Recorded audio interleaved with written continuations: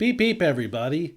Today we're opening up 1977 Topps Baseball Complete Set Break from jampacks.net.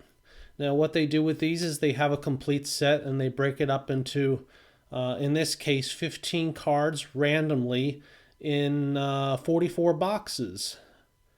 And there's guaranteed one or more Hall of Famer cards per box. And these are by the time I post this, I don't know if this will be available anymore, but I bought this for $38.99 a box.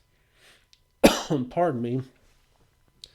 So let's get right into it and have a look at them and see what we can find in here. All right.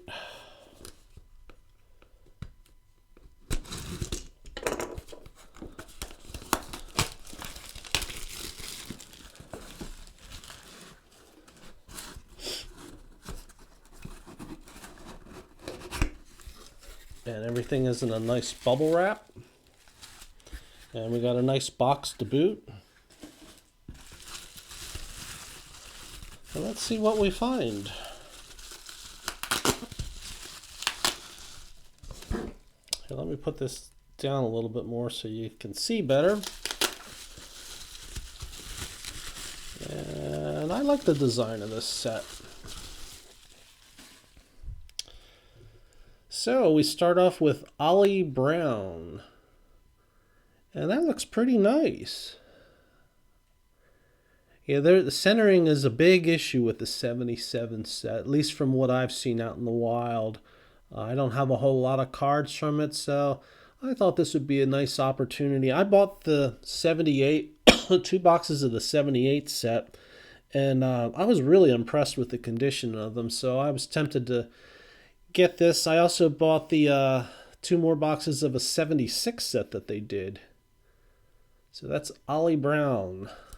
And this is what the backs of these cards look like. Pardon me. There's Rick Russell. That looks really great. That's a nice looking Rick Russell card. A lot of people don't remember Rick Russell, but if Rick Russell had played on a winning team, he played most of his career with the Cubs. This is kind of early in his career, but check out his numbers on Baseball Reference when you get a chance. He's got some good WAR numbers, but you know he had like lots of seasons like 14 and 15, an exact 3 ERA. But he had a lot of seasons like that in his career, and it's unfortunate he didn't play for a winning club. He might have ended up winning an MVP, or a Cy Young award somewhere in there. Really great pitcher. I remember when the Phillies faced the Cubs, it was always a tough game when you faced Rick Russell from their entire starting pitching rotation. He was the one that you hoped they didn't have to face. There's John Hale. Don't remember him. Again, the conditions in these are pretty good. That one kind of has a little printing or thing down the middle there. There's Steve Stone, who what year was it? In 79 or 80, he led the league in wins with 25, I believe. That was when he was with the Orioles. Here's Blue Jays manager Roy Hartsfield with their coaching staff. And a fellow collector in one of my videos and for my 78 highlights said, I was wondering if Blue Jays cards were first issued in the 78 set. And no, they were issued in the 77 set. So thank you to that viewer for commenting. I appreciate it when people comment and give me some information that I'm missing, or have some details about something that makes things even more interesting than what I was thinking originally. Bob Myrick. There's Freddie Patek, or I think that's how you pronounce his last name. Longtime shortstop for the Royals. Here we have stolen base leaders. That's Billy North and Dave Lopes. That looks really nice. And Bill North had 70, what's that say, 75. And Dave Lopes had 63. Don't see numbers like that these days. Paul Mitchell, Kurt Bavacqua. Oh, wow, we got the Nolan Ryan. Oh, wow, I'm really happy with this. Yeah, it's off center, that's for sure, but and this corner down here is a little bit got an issue, and this one just tiny bit of an issue, but the top two corners look really sharp. Yeah, it's too bad about the centering, but you have this problem with this set, more so than I think of other sets from back then.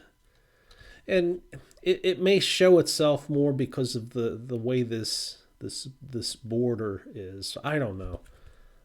But that's really nice to get a Nolan Ryan card. That's one of the highlights of the set. So I'm happy with that. I'm going to put that one up here. Okay. Tom Johnson. Wayne Twitchell. Nino Espinosa. I remember him. He later pitched with the Phillies in the 80s. And Fran Healy is our last card. I've also forgot to mention that they number these, and this is number 2. Okay. And this box is number 1. We probably should have opened up number 1 first. I got too much going on in my head, and I can't seem to organize things real well. So I'm really happy with getting a Nolan Ryan card out of this.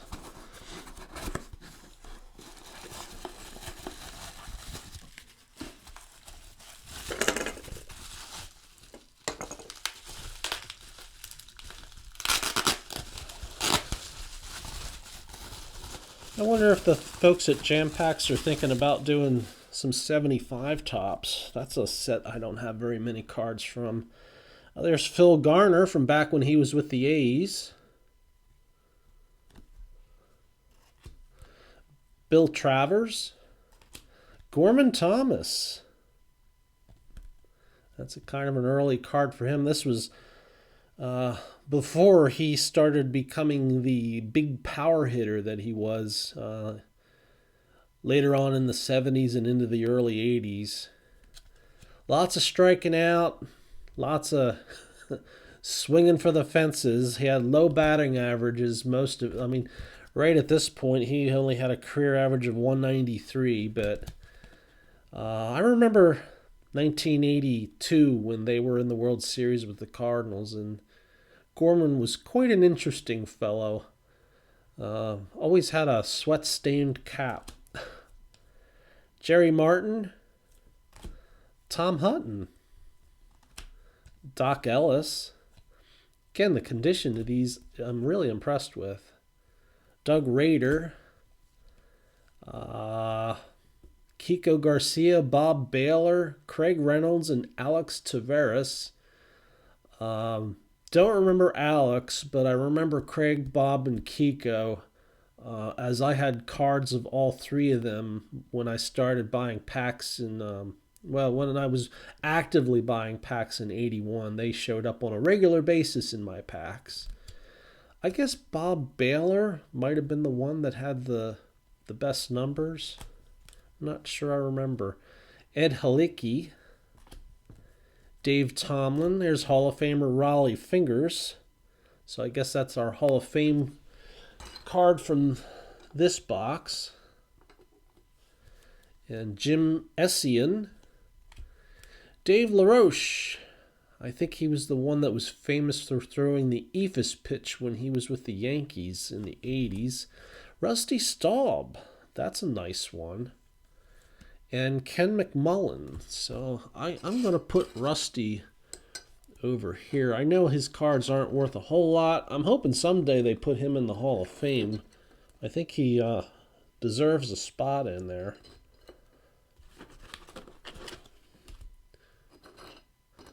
There we go. See, even at this point, Rusty had already had over 2,000 hits, and he played until, I don't know, 82, 83. I don't remember when he finished his career. He had a really long career. Didn't quite make 3,000 hits. Definitely a great player. So that is the 1976 Topps Baseball Complete Set Break from jampacks.net. 15 total cards per box. One or more Hall of Famer cards per box guaranteed. There are a total of 44 boxes. I bought those for $38.99 each off their website. By the time this video is posted, I have no idea if these will be available at that time, but check out their website. Maybe they might return with more down the road.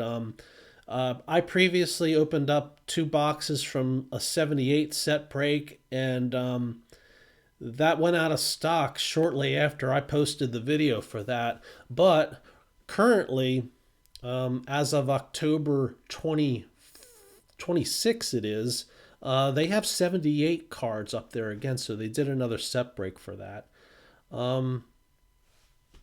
If you're interested, go check it out. This is a good example of things you might get. Thanks a lot for watching.